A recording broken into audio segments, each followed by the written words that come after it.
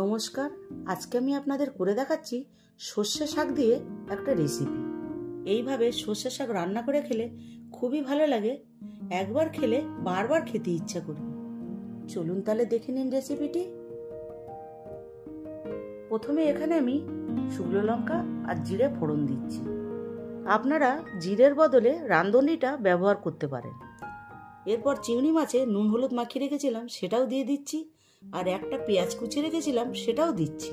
এরপর এটা আমি একটু হালকা করে ভেজে নেব। পেঁয়াজটা ভাজা হয়ে গেছে। এরপর আমি একটা টমেটো কেটে রেখেছিলাম সেটাও দিয়ে দিচ্ছি। কয়েকটা কাঁচা লঙ্কা কেটে রেখেছিলাম সেটা দিয়ে দিচ্ছি, আর 1 চামচ আদা জিরে বাটা দিয়ে দিচ্ছি, আর স্বাদ মতন লবণ দিচ্ছি আর হলুদ দিচ্ছি, দিয়ে একটু ভেজে নেব।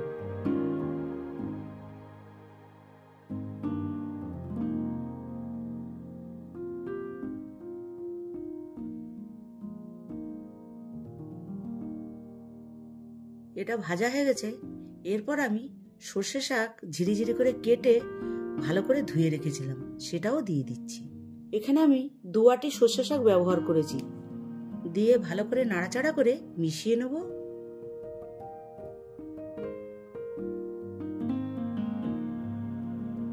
এরপর পরিমাণ মতন জল দিয়ে এটা আমি চাপা দিয়ে দেবো। এটা 5 মিনিটের মতন মিডিয়াম ফ্লেমে হবে।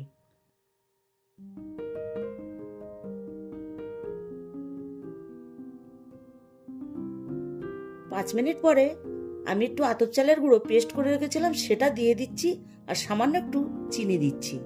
দিয়ে এটা আমি একটু ভালো করে নাড়াচাড়া করে নেব। আপনারা এটা একটু শুকনো মতন করবেন, আমি বেশি শুকনো করিনি, শুকনো করলে খেতে খুব ভালো হবে। রেসিপিটি কমপ্লিট হয়ে গেছে। এরপর আমি নামিয়ে দিচ্ছি। আপনারা এরকমভাবে সর্ষে শাকের রেসিপি অবশ্যই একবার করে খেয়ে দেখবেন, যা ভাত রুটির সাথে খেতে দারুণ লাগে।